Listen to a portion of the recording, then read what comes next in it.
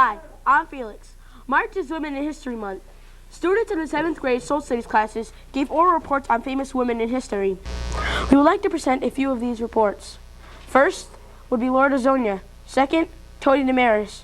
Third, Shane Pizzuti. And fourth, Megan Benvenuti. My woman was Maria Montessori. She was born in Cavalier, Italy, August 31st, 1870, and died in Norwood, Holland, May 6, 1952. Believing that her methods would be even more effective with normal children, in 1907 she opened the first Montessori school for learning in a slum section of Rome. Maria herself was educated at the University of Rome in 1896. She received the first medical degree given to a woman in Italy. She joined the university staff as a lecturer in autotrophy, but soon became closely associated with the psychiatric clinic. In Springfield, Massachusetts, there are Montessori schools, and they teach the Montessori method of learning, which are 2 lessons. Number 1, the duty of the teacher is to help, not to judge. Number 2, true mental work gives nourishment to the inner spirit. The philosophy at Springfield and the ones in our community is simple: let children learn at their own pace. This philosophy is greatly appreciated, not only in Montessori schools, but also schools around us. Maria Montessori is truly a legacy. Clara Barton, or Angel of the Battlefield, as she became to be known from her service as a nurse on the brutal battlefields of the Civil War, was born only 15 minutes from here in North Oxford, Mass. Clara was born on December 25, 1821, the daughter of Sarah and Stephen Stone. When she was a child, she loved playing nurse. She also took care of pets that were sick or injured. At about the age of 11, Clara had to nurse her brother David back to health after being cracked from under him during a barn raising. Later, David recovered. During her childhood, she dreamt of becoming a teacher. This dream came true when she was 15 years old. She became such a good teacher that every year she was offered a new and better school. When she was 30, she got a job teaching in Bordertown, New Jersey. During the Civil War, she became a battlefield nurse. She delivered medical supplies and food. Also, she stayed with the injured until they were carried to safety. That is how she earned her nickname. During a trip to Europe, she volunteered for the International Red Cross. She helped refugees of the Franco-Prussian War in Paris and other cities. She returned to the U.S. in 1873. In 1877, the International Red Cross asked her to establish the American Red Cross. For the next 25 years, she organized and led the Red Cross. She personally led relief expeditions for people who had fallen victim of floods, war, hurricanes, and fires. She is remembered for her great humanitarian accomplishments and the firm leadership of the American Red Cross. Clara died on April 12, 1912. During the years of the Holocaust, a bright young Jewish girl had to hide for her life in a small Amsterdam attic. Her name was Anne Frank. Anne Frank was born on June 12, 1929 in Frankfurt, Germany. Anne's parents' names are Otto Frank and Edith Frank. During this time, a man named Adolf Hitler was trying to get rid of all the Jews and try to take over the world while creating a master race of blonde-haired, blue-eyed Germans. Anne was the second daughter in the family. When the Nazis came to power in 1933, the Franks left Germany for the Netherlands, settling in Amsterdam. When the Nazis invaded the Netherlands in 1940, it brought Anne's childhood to a premature end. Under the Nazi rule, Jews were forbidden to go to school with non-Jews. Jews were forced to change schools, going to a Jewish monastery school. Jews were forbidden to go out after 8 p.m. When Anne was 13, she received a diary for her birthday. In this diary, she wrote her experiences living in an attic while the Holocaust was going on. This diary was later published in 1947. In 1944, Hitler's special police arrested the Franks. The diary was knocked to the floor in the attic. The diary was recovered by Miep Gies, a Dutch friend who had been helping the Franks survive their ordeal. The Franks were taken to a concentration camp. Everyone that was living in the apartment had died except for Anne's father, Otto Frank. Miep Gies later gave Otto Anne's diary. Otto fulfilled Anne's dream of finally publishing her diary of Anne Frank, the Diary of Anne Frank. Anne died in 1945. My person is Susan B. Anthony. Susan B. Anthony was born on February 15, 1820. Susan was born in Adams, Mass. She was born second out of 7 children. In 1826, the family moved to Bentonville, New York. When Susan was 18 years old, their father, Daniel Anthony, took her and her sister, the oldest, out of school because in 1838 a depression had caused him to declare bankruptcy and they lost their home. In 1845, the family moved to Rochester, New York, which is on the Erie Canal. The house wound up being a meeting place where people who were against slavery met. One of these people included Frederick Douglass. Susan began teaching at Kanahori Academy in 1846. She made $110 a year. In 1851, which was an important year, she got together with Amelia Bloomer, and she heard William Lloyd Garrison and George Thompson, and one of the most important things, met Elizabeth Cady Stanton, who helped her get women's right to vote. Susan goes to her first women's right convention in 1852. By this time, she is 32. She starts handing out petitions for married women's property rights and women's suffrage, which would include not being able to work and not being able to vote. When she asks to speak at the Capitol, she is refused. She is also refused at Smithsonian in Washington. Finally, she begins her campaign for women's suffrage in Mayville, Chautauqua County. She travels and spoke alone. In 1856, she became an agent for the American Anti-Slavery Society. At one of the New York State Teachers' Conventions, she asked to get education for women and blacks. In 1861, in which she is now 41, she conducts a campaign for anti-slavery that goes from Buffalo to Albany. It says, "No union with slaveholders, no compromise." And Anthony and Stanton write, "Appeal to the women of the Republic," which means pretty much the same as women should be treated equally. Susan begins to publicate the revolution and working on women's associations. In 1869, the first women's suffrage convention happened in Washington, D.C. In 1872, Susan was arrested because she voted, but that did still not keep her away from teaching and going to the conventions. The year after, she is fined $100 after being ordered guilty by the judge. She refused to pay, but is not put in prison. In 1881, the first volume of The History of Women's Suffrage was published by Anthony Stanton and Matilda Jolyon Gage. This volume is followed by volumes 2, 3, and 4 in 1882, 1885, and 1902.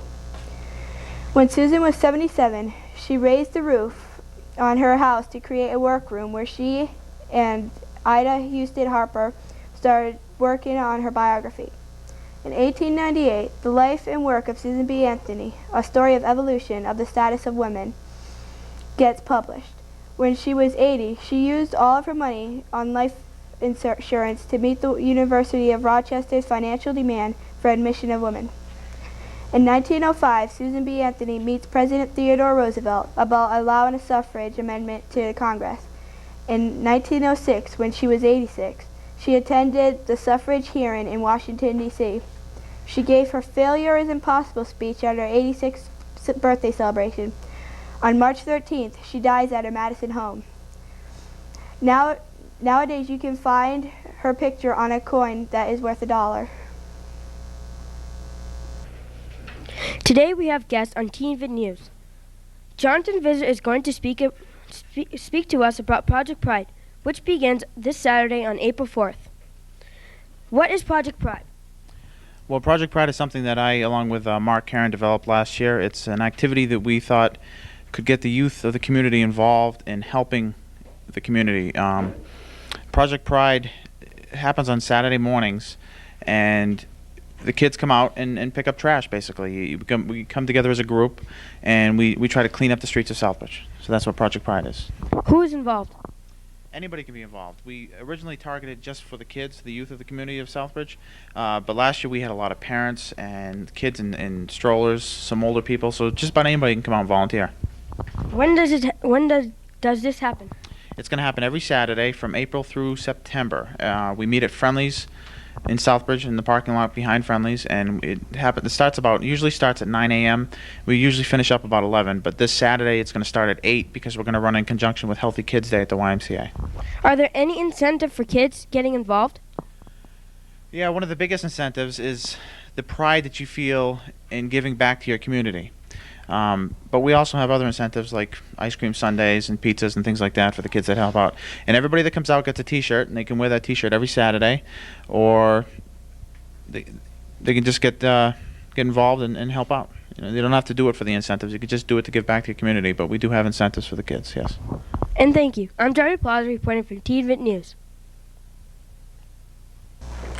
We'll now pause for these public service announcements. Here's my nephew Scruff about to run into trouble again. Hey, Bobo, where's your video game? In here. Well, look at this. Uh-oh. It's my dad's. So want to hold it? What'll I do? If you get my new comic activity book, More Adventures with Scruff, you'll find out what you can do about bullies and guns. And you'll see lots of games. Cool. For your free copy of my new comic activity book, just write Scruff McGruff, Chicago, Illinois, 60652, and help take a bite out of crime. I want it. I want it. Don't you love that safe, free feeling you get in a pickup truck, Larry? Yeah, nothing but you, me, the open road, a deer. Yeah! A cow! Yeah! An ostrich! The village people! The village people? You could learn a lot from a dummy. Buckle your safety belt. Especially in pickup trucks. I didn't know the village people were doing a road tour. We also have some members of the newly formed Octagon Club. What is the Octagon Club? My name is Brian Langevin. The Octagon Club is a service-based organization formed in the high schools of towns and cities all across the United States and Canada. The purpose is basically to help in the community and do whatever they can. What will it do? The Octagon Club is going to go out into the community, and we're going to help out as much as we can. How many members does it have? The Octagon Club has 32 members now. When we started a couple weeks ago, we had 31, and more people are showing interest, so as they show interest, we'll add more members. Are there any projects underway? No. Not at the present time, but we were talking about helping out with Project Pride. Are there any plans to form any more of these type of clubs? Yes, we were talking about forming a similar club at this school and also down at West Street School. And there was also talk of forming another Optimist Club in the Sturbridge area. And thank you. I'm Joey Plaza reporting from TVIT News. Hi, I'm Willie with some educational news. On Monday, April 6th, there will be a meeting for parents, guardians, and students at the Southbridge High School auditorium. This meeting will be an informational presentation. This meeting is about the annual state testing for students in grades 4, 8, and 10. The test will be given for the first time this May. A passing score on grade 10 tests will be required for graduation within the next 3 years. If you want to find out more about the testing program, plan to attend this meeting. I will report for TVIT News. The Southbridge Optimist Club is once again sponsoring its annual oratorical contest. This year's topic is My Commitment to the Future. The date is April 30th, the place, Town Hall in Southbridge. More information to come. next week. And I'm Melissa Wilson reporting for Teen Vid News. Hi, I'm Mrs. Rossioli with a little bit of a movie analysis. Mrs. Davis, our health teacher, was doing a unit on violence, and she started talking about some of the movies that are out today that children are able to see. The movie she analyzed was the movie Scream. I've heard so many of my kids talking about this movie, actually. Scream 1, and then I guess there's another one now, Scream 2. But getting back to the movie here, it's a Wes Craven film. The rating on it is R. A quote from the film, "Movies don't create psychos, they make psychos more creative." And this is Mrs. Davis's analysis. After watching the movie Scream, I tallied approximately 56 incidents of a violent nature. The death toll was quite high, with the method of killing increasingly more heinous. Examples of violent acts were punching, stabbing, choking, kicking, hitting, hanging, gutting, filleting of bodies, guillotining in an automatic garage door opener, tackling, biting, and dropping a TV on someone's head. Forms of abuse were not only physical, but also emotional and psychological, as the killers played cat and mouse with their victims. Scream was not without foul language. I lost track after 30 to 35 examples. My question to parents out there, how many of you have let your children go and see this type of movie? And I'm Mrs. Rossioli, reporting for Teen Vid News. No, you have to. The Cops and Kids All-Star team continues to roll with another win last week against a team of kids from Southbridge High School. The Cops and Kids team won a thriller 105-104. With the All-Stars down 104-102 with .6 seconds left, George Santiago was fouled while attempting a three-point shot. With no time left in the game, Santiago, standing alone in the free throw line, had a chance to shoot 3 free throws to win the game. With the gym so quiet, you can hear a pin drop. The pressure was on. Santiago was in the zone alone.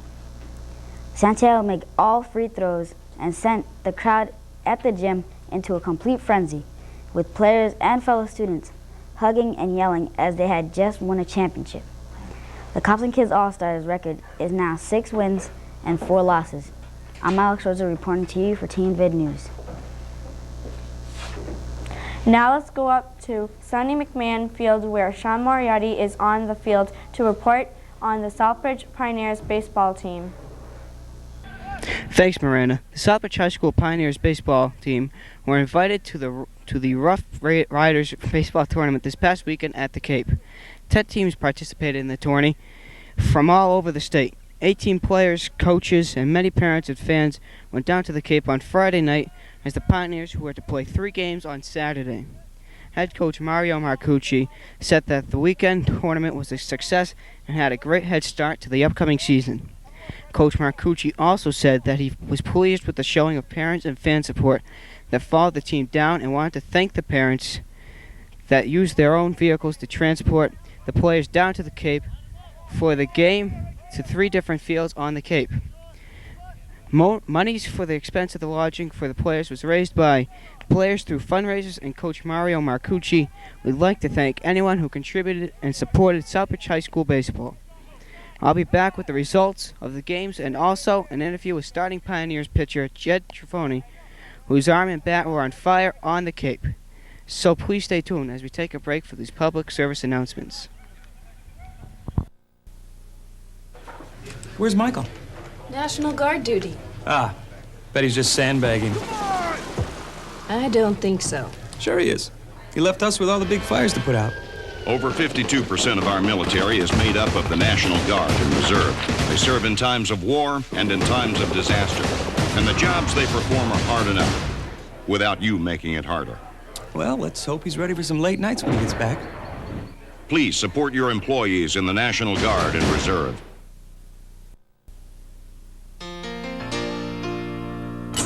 "20 kids. For 1 hour a week, you leave your concrete world of flip phones and faxes and talk to 20 kids about how business works. They will question everything, but those 20 kids will talk to 20 more. So by Saturday, what you said on Thursday could be halfway around their world. you get to make a difference. Could just make the rest of your week pretty dull. That's the new JA, teaching kids how business works. I'm back here at McMahon Field where the Southbridge High School Pioneer baseball team is practicing. The team did well down at the Cape tournament, and here are the results. Just to note, all the games were 1.5 hours time limit games, as most of the games did not go to 7 innings. In the first game, played Saturday morning at 9:30 a.m., the Pioneers played to a 2-2 tie against a very good Newport team. Coach Marcucci said that he mainly played only starting varsity players in that game. In the second game, played at 12 noon against Cape Cod Tech, the Pioneers lost 6-2. After having a 2-0 lead, Coach Marcucci started to use all his players, including pitchers Jared Bory and Chris Iozzo. Each player was used. In the third game, played at 2 p.m. against Quabbin High, the Pioneers lost 2-0. It was a long day playing 3 games, but the kids loved every minute of it, said Coach Marcucci. Coach Marcucci did say that Jeremy Tower, the Pioneer starting catcher, was 3 for 3 throwing out base runners and had a triple at the plate and a great pitching performance from Steve Primack, and Chris Roy kept the game close.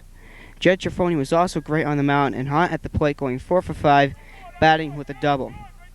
And speaking of Jed Giafoni, here he is as our guest on Team Vid News. Jed, first of all, congratulations on a fine hitting performance at the Cape Cod tournament.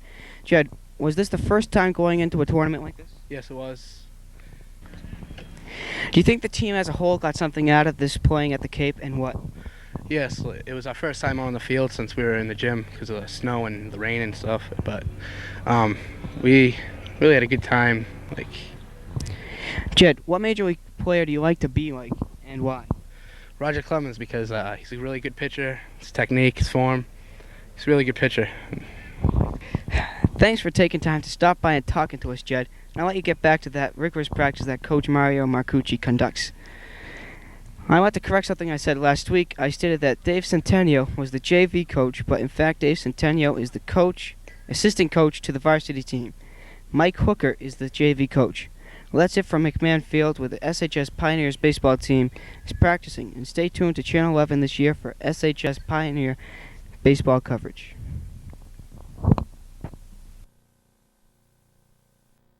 Hi, I'm Jonathan Vizard. I am the Vice President of the Southbridge Optimist Club, and I'd like to talk to you a little bit about the Southbridge Optimist Club. I don't know if everybody should be familiar with us by now, but if you're not, our motto is Friend of Youth. We've been in town since 1985. We are one of the biggest youth-serving organizations in the world. We're always looking for new members. Our meetings are every second and fourth Wednesday of the month down at the Casabon Senior Center. They start at 7 o'clock. If you'd just like to come in and see what we're about, or if you know an optimist, approach them if you'd like to become a member. It's a lot of fun. We do a lot for the kids in the community, and we look forward to having you come down and check us out. So, like I said, it's every second and fourth Wednesday of the month at 7 o'clock at the Casabon Senior Center. Come on down, and we'll answer any questions you have, and maybe add some more questions. Thank you.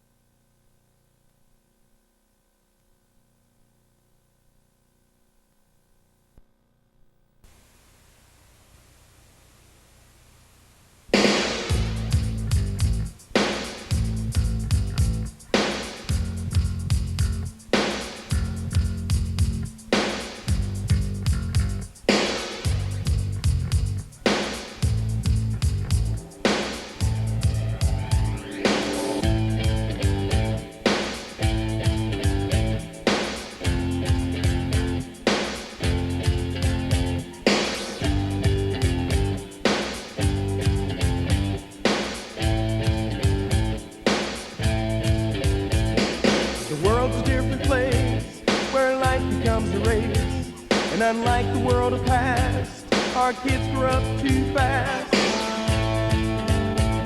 So what they see in store is the threats of bombs and war.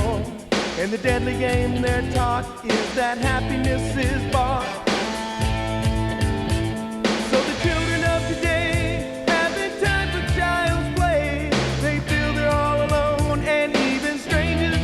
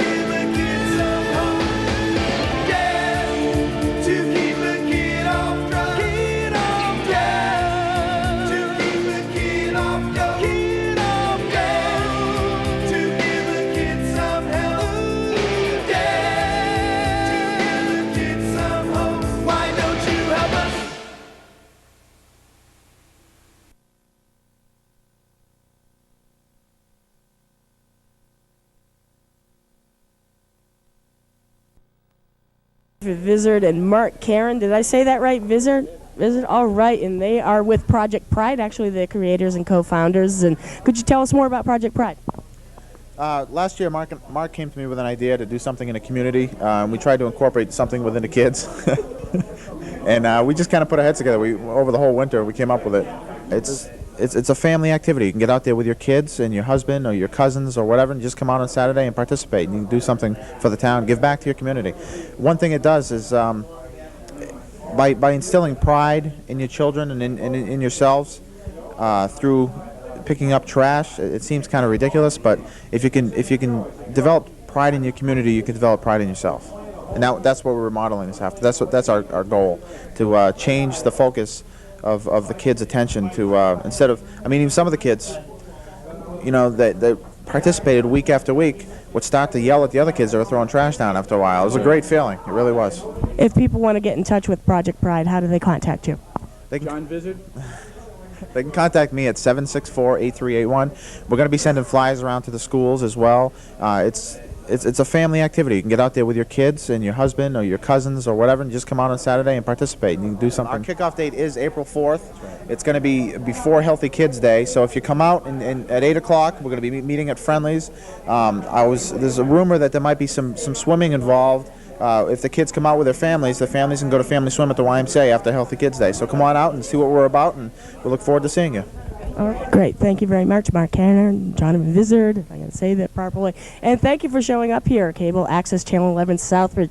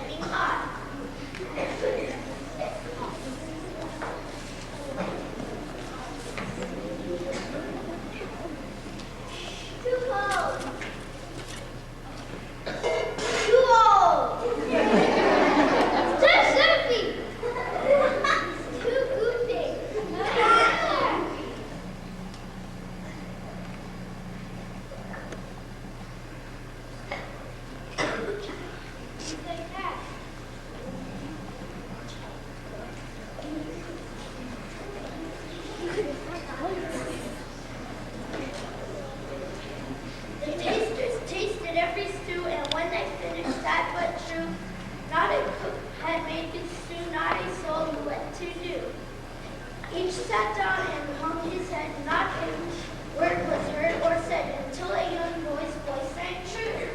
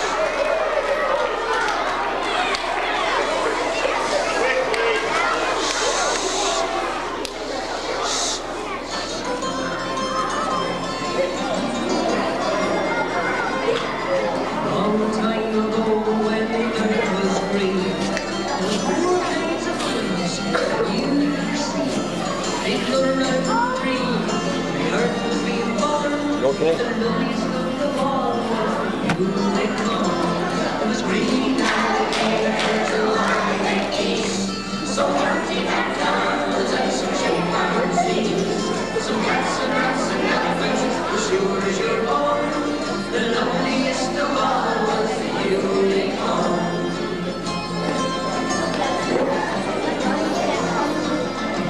And God seen some sense, and it gave him pain.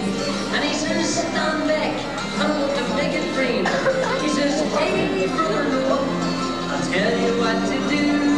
Build me a floating zoo, and take some of them green alligators along the east. Some humpty-back camels and some chimpanzees. Some cats and rats and elephants, but sure as you're born, don't you forget my unicorn.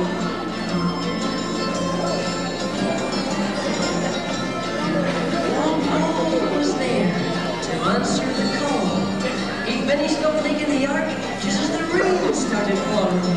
He marched in the animals 2 by 2, and he called out as they went through. Hey Lord, some green alligators along the east. Some humpty-back camels and some chimpanzees. Some cats and rats and elephants, but Lord's over all. I just can't see no unicorn.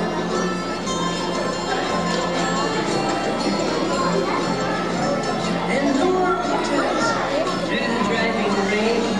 Them unicorns were hiding, playing silly games, kicking and splashing while the rain was falling.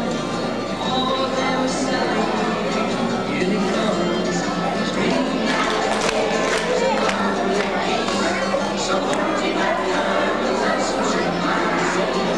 No cloud rose at all as the rain was falling, and we just can't wait to unicorn.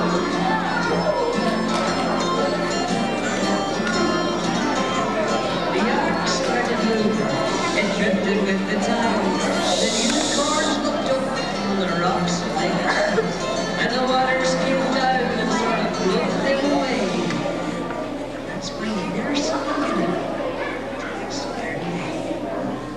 You'll see green alligators along the east. Some humpty-back camels and some chimpanzees. Some cats and rats and elephants, but sure as you're born, you're never gonna see no unicorn.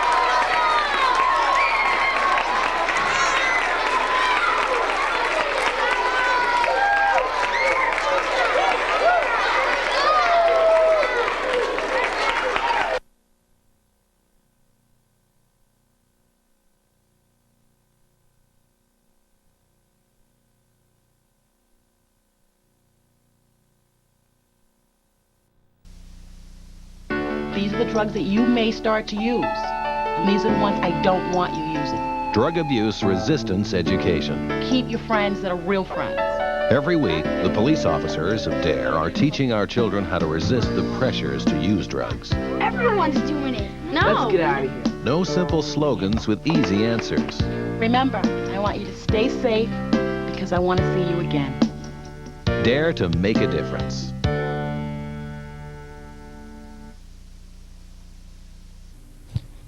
Thanks for watching Teen Vit News. Send your comments or suggestions to the Southbridge Police Department, 1 Mechanic Street, Southbridge, Mass. 01550. Or you can call the Cable 11 studio at 765-1525 and leave your message. And we'll see you the next time around.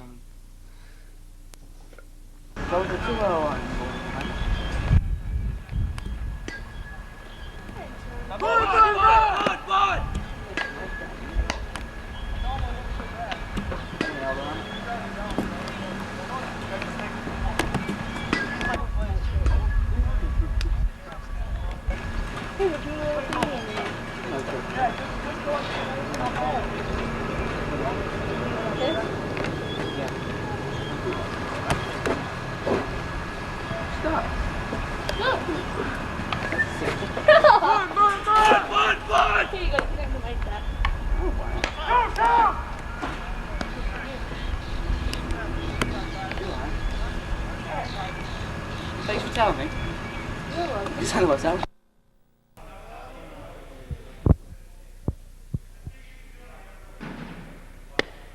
Southbridge High Baseball. Catch it here on Channel 11 Sports.